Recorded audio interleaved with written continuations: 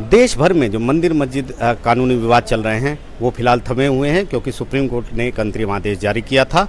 और अब हिंदू पक्ष इस मुद्दे को लेकर एक बार फिर सुप्रीम कोर्ट पहुंचा और कहा है कि जो 12 दिसंबर 2024 का सुप्रीम कोर्ट का अंतरिम आदेश है उसे वापस ले लिया जाए, ताकि जो देश भर की अदालतों में कई जगह पर जो अदालतों में जो मामले लंबित हैं वो एक बार फिर से शुरू हो सकें। हमारे साथ विष्णु जैन हैं जो हिंदू पक्ष की तरफ से पेश होते हैं। सर, क्या मांग आपने अर्जी में की है? देखिए, हमने ये मांग रखी है अपनी अर्जी में कि जो 12 दिसंबर 2024 को सुप्रीम कोर्ट ने प्लेसेस ऑफ वर्शिप एक्ट की कॉन्स्टिट्यूशनल वैलिडिटी वाली याचिकाएं थी, उसमें एक पक्ष की याचिका के आधार पे प्लेसेस ऑफ वर्शिप एक्ट को वर्चुअली इम्प्लीमेंट एक ऐसा इंटरप्रिटेशन दिया जिससे place of worship act virtually implement हो और जो उसके तहत जितने भी मामले आ रहे हैं उस पर रोक लगा दी। अब इसमें हमारा ये कहना है कि ज्ञानव्यापी के केस में ऑलरेडी ट्रायल कोर्ट और हाई कोर्ट होल्ड कर चुकी है कि यहाँ पे प्लेसेस ऑफ वर्शिप एक्ट लागू नहीं होता, पर सुप्रीम कोर्ट के आदेश की वजह से आज वहाँ पे ट्रायल जो है आगे प्रोसीड नहीं कर पा रहा है। कृष्ण जन्मभूमि के केस में भी ऑनरेबल इलाहाबाद हाई कोर्ट ये बात होल्ड कर चुका है कि यहाँ पे प्लेसेस ऑफ वर्शिप एक्ट से केस बाधित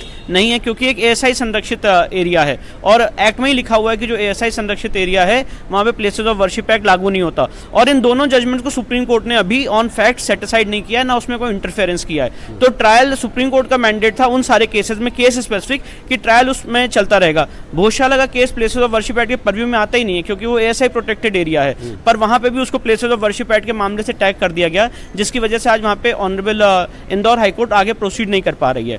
तो काफ़ी केसेस में जो पिछले 3 साल में प्रोग्रेस हुई है, जो एएसआई रिपोर्ट्स आई हैं और जो ट्रायल अपने लॉजिकल कंक्लूजन पे पहुंचना था वो नहीं हो पा रहा है। और 12 दिसंबर को जब ऑनरेबल सुप्रीम कोर्ट ने आदेश पारित किया तो इन सारे केसेस के कोई भी व्यक्ति उसमें पार्टी नहीं थे, ना उसमें पक्षकार, ना उनकी बात सुनी गई। इसलिए हमने कहा है कि प्लेसेस ऑफ वर्शिप एक्ट का जो इंटरप्रिटेशन दिया जा रहा है मूलतः वो गलत है और जो 12 दिसंबर को आदेश पारित किया गया उसको वेकेट किया जाए कि ये सारे ट्रायल सुचारू रूप से आगे बढ़ सकें। आदेश क्या था वो पूरा? वो आदेश ये था कि जितने भी रिलीजियस डिस्प्यूट्स चल रहे हैं उसमें कोई भी ट्रायल कोर्ट कोई सर्वे का आदेश नहीं करेगी, कोई इफेक्टिव ऑर्डर पास नहीं करेगी, और अगर कोई केस फाइल कर रहे हैं तो फाइल तो होगा पर वो दर्ज नहीं किया जाएगा। जी, तो कुल मिलाकर ये है कि जो स्थिति है वही बरकरार रहेगी, कोई डिस्प्यूट पर हियरिंग नहीं। अब इसमें एक सबसे बड़ा सवाल ये है, एक बहुत बड़ा वैक्यूम हो रहा है। वैक्यूम ये है कि बहुत सारे ऐसे केसेस हैं प्लेसेस ऑफ वर्शिप एक्ट की परिधि में आते ही नहीं है। फॉर एग्जांपल संभल का केस है, वो उसकी परिधि में नहीं आता है। भोजशाला का केस है, कृष्ण जन्मभूमि का केस है, पर उसमें आज बहुत बड़ा एक असमंजस की स्थिति हो गई है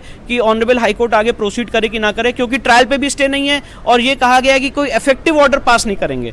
तो इफेक्टिव ऑर्डर की श्रेणी में क्या चीज आती है, क्या चीज नहीं आती है, ये भी एक बहुत बड़ा सवाल है। और हमने एक और याचिका दायर की है जिसमें हमने कहा है कि प्लेसेस ऑफ वर्शिप एक्ट का अगर ये इंटरप्रिटेशन है तो ये लोगों की जुडिशियल रेमेडी को बार करता है, इसलिए प्लेसेस ऑफ वर्शिप एक्ट को ही स्टे किया जाए। जी, तो साफ तौर पर एक बड़ा मुद्दा है जो एक बार फिर सुप्रीम कोर्ट पहुंचा है।